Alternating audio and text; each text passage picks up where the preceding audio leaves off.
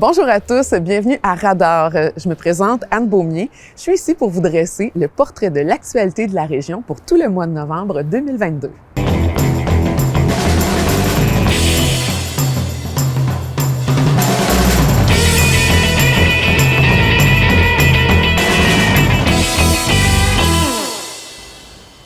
Commençons tout d'abord par le segment international de notre émission. En effet, c'est pendant tout le mois de novembre qu'auront lieu les JQSI, les Journées québécoises de la solidarité internationale, qui auront pour thème cette année la justice économique. Allons d'ailleurs en discuter avec Daniel Leblanc, qui chapeaute les Journées québécoises de la solidarité internationale via l'organisme Solidarité Nord-Sud. Bonjour, ici Daniel Leblanc de Solidarité Nord-Sud des Bois-Francs. Je suis adjointe aux communications et au programme éducatif, ce qui fait que je m'occupe des Journées québécoises de la solidarité internationale, les fameuses JQSI. Et ça a lieu tout le mois de novembre, partout au Québec. Pour le centre du Québec, nous avons plusieurs activités à vous proposer. Répartir la richesse, ça change le monde. Expo photo au Cégep de Drummondville. Et ça, c'est en collaboration avec l'Aide internationale pour l'enfance. Vous allez voir, il y a beaucoup de collaborateurs cette année pour nos JQSI centricoises. Pour une économie qui prend soin des femmes, c'est présenté dans le cadre d'un café-causerie à la Maison des femmes des Bois-Francs, jeudi le 3 novembre à 13h30. Café-causerie qui aborde les injustices économiques affectant directement les femmes ainsi que les personnes migrantes ou réfugiées. Le soin, ce que les femmes font dans ce travail est extrêmement important et c'est méconnu. Donc, du côté économique, c'est vraiment un sujet pertinent. Prends ta place économique le lendemain, le 4 novembre, du côté de Plessisville, avec Prends ta place dans l'érable. C'est une rencontre interculturelle au sujet de l'exclusion économique des personnes immigrantes. Est-ce que les Québécoises et Québécois d'adoption apportent quelque chose dans notre communauté? Évidemment que oui. Alors, on va en parler. C'est sous forme de cabaret. Il y aura des témoignages, de la musique et des bouchées à saveur mexicaine. Le Québec en commun, la contribution des personnes immigrantes, c'est également présenté dans le cadre de la Semaine québécoise des rencontres interculturelles, une belle collaboration avec le Comité d'accueil international des Bois-Francs. Alors, du côté de la FADOC, le 10 novembre de 10h à midi, c'est gratuit, évidemment comme toutes les activités des JQSI, pour découvrir les richesses culturelles de la communauté immigrante locale et on aura Abdallah Ghazal, un enseignant retraité d'origine syrienne qui viendra faire un témoignage. Laure Varidel sera en vedette le 16 novembre à 19h à la Bibliothèque Charles-Édouard Mayotte. Son livre « Choisir aujourd'hui ce que sera demain », une transition absolument pertinente qu'il faudra faire. Donc, entrevue publique avec l'éco-sociologue et cofondatrice de Mères au front. Son livre « La transition, c'est maintenant » cadre parfaitement dans le thème de la justice économique. Humus, de la même racine qu'humain et humilité, c'est un film. En fait, c'est une soirée ciné-causerie le 24 novembre au Cégep de Victoriaville à 19h. Le sol, dans le fond, c'est la maison des micro-organismes. Puis il y a plus de micro-organismes dans ça qu'il n'y a jamais eu d'humains sur la Terre. C'est ce qui se passe en agriculture. Économiquement, c'est plus rentable d'exploiter puis de détruire que de régénérer. Je prends les principes de la nature parce que là, on sait maintenant que c'est la diversité qui crée la fertilité. On voit que si on crée les conditions pour, là, la vie s'installe. Elle veut juste ça. Là. J'espère plus avoir à importer rien qui vient de l'extérieur, puis produire ma propre fertilité avec les plantes qui poussent sur place, puis qui nourrissent le sol, qui nourrissent les micro-organismes. Ouais, il se couche. Toi aussi, tu t'en vas te coucher?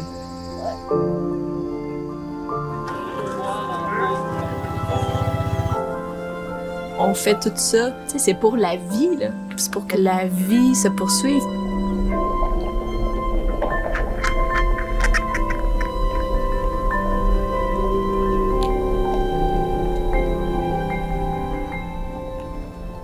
Encore là, c'est gratuit et surtout, ce sera en présence de la réalisatrice Carole Poliquin qui sera là pour discuter avec vous tout de suite après la diffusion de son film Humus.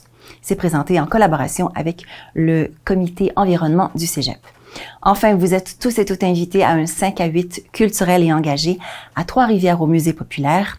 C'est l'événement fédérateur de notre association des organismes de coopération internationale et il y aura plusieurs artistes en vedette dans un cabaret et Madame Kalpana Akhter, c'est une activiste militante des droits des travailleuses de l'industrie textile du Bangladesh. Si le Rana Plaza vous dit quelque chose, effondrement d'une usine où plus de 1000 femmes sont décédées, vraiment, la justice économique prend tout son sens à travers toutes les activités que nous avons à vous proposer pour que tout le monde y trouve son compte. Soyez des nôtres dans toutes nos activités. À bientôt!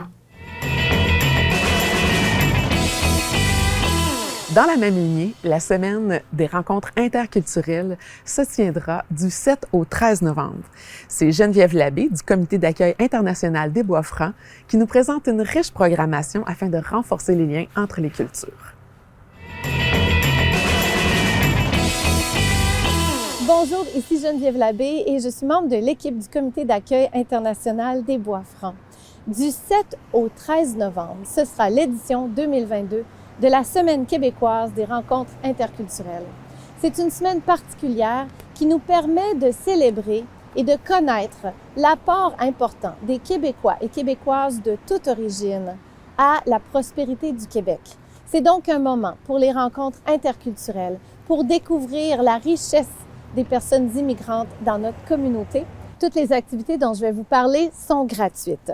La première activité, c'est un partenariat entre le Comité d'accueil international et Solidarité Nord-Sud des Bois-Francs. C'est aussi parce que le mois de novembre, c'est le mois des Journées québécoises pour la solidarité internationale. La première activité se tiendra jeudi, le 10 novembre, et c'est le Club FADOC de Victoriaville qui vous invite. Alors, la population âgée de 50 ans et plus, on vous reçoit pour une matinée festive, interculturelle et informative avec des invités spéciaux. On a invité la magnifique chanteuse camerounaise Célestine Assako qui interprétera des chansons de l'Afrique. Il va y avoir aussi M. Abdallah Ghazal qui est un enseignant à la retraite originaire de la Syrie. On a aussi convié des membres de l'équipe du comité d'accueil qui sont originaires de la Colombie, du Cameroun et de l'Algérie pour vous parler de leur parcours. Il y aura aussi Mme Danielle Leblanc de Solidarité Nord-Sud des Bois-Francs. Alors, la première activité pour les 50 ans et plus à la FADOC aux 2 rue Drouin, jeudi le 10 novembre de 10h à midi et il y aura des dégustations de bouchées du monde. Le vendredi 11 novembre à 19h au Cégep de Victoriaville, on danse. C'est une soirée de danse familiale, interculturelle, un événement sans drogue, sans alcool, de 19h à 22h environ. On va voir avec nous DJ Sainte-Catherine, des prestations de musique et de danse du monde. Venez, ça va être une soirée pleine d'énergie. Alors, vous pouvez venir avec vos enfants au Cégep vendredi soir, le 11 novembre, à compter de 19h. C'est gratuit. Samedi, le 12 novembre, on invite les familles, particulièrement les parents avec les enfants, pour un atelier en compagnie de Alimi Sanchez Andrade, qui est un artiste, artisan et musicien originaire du Mexique. Ce sera un après-midi à découvrir le fandango, qui est une particularité du sud du Mexique. Alors, les enfants et leurs parents, vous pourrez fabriquer votre maracas, apprendre quelques pas de danse et aussi chanter avec l'artiste. Donc, samedi, le 12 novembre, à 13h30, ce sera à la place Rita Saint-Pierre, la salle 125. On invite les familles à s'inscrire pour être sûr de réserver votre place. Et ce sera une après-midi où il y aura des familles de plusieurs origines, un beau moment à vivre avec vos enfants. Alors, on vous demande de vous inscrire en rejoignant le Comité d'accueil international des Bois-Francs. Le numéro de téléphone ou le courriel sont ici. Le Comité d'accueil international des Bois-Francs vous souhaite une très belle semaine québécoise des rencontres interculturelles. Passons maintenant au volet artistique de notre émission. La troupe Capla nous présente sa 25e édition.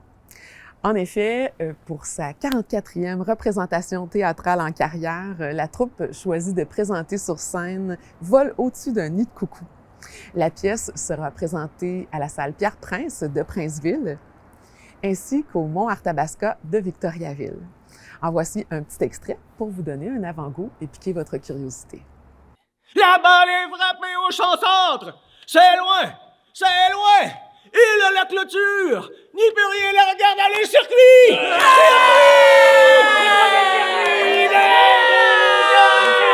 La victoire aux Dodgers! Oh! Incroyable! Oh! Les Rapids d'ici Dodgers sont en train de battre! Ont battu les puissants Twins du Minnesota! Le premier titre pour les Dodgers qui se retrouvent à Los Angeles après avoir quitté la controverse Brooklyn. Ici à Los Angeles, attention, Dodgers, champions du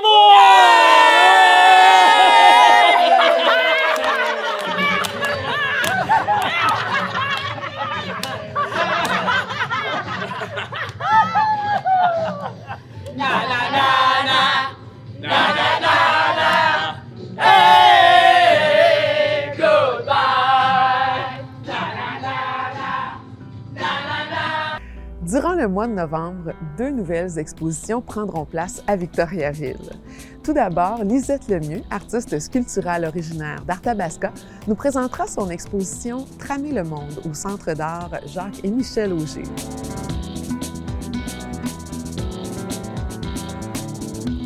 Une installation majeure qui rend honneur au travail manuel propre à la culture traditionnelle. Après le Musée des cultures du monde de Nicolette et le Festival L'Histoire, c'est au tour du Cégep de Victoriaville d'accueillir l'exposition « Du bout du monde à ici » de Isabelle de Blois. C'est 35 portraits de nouveaux arrivants du centre du Québec qui vous seront présentés sous un nouveau regard.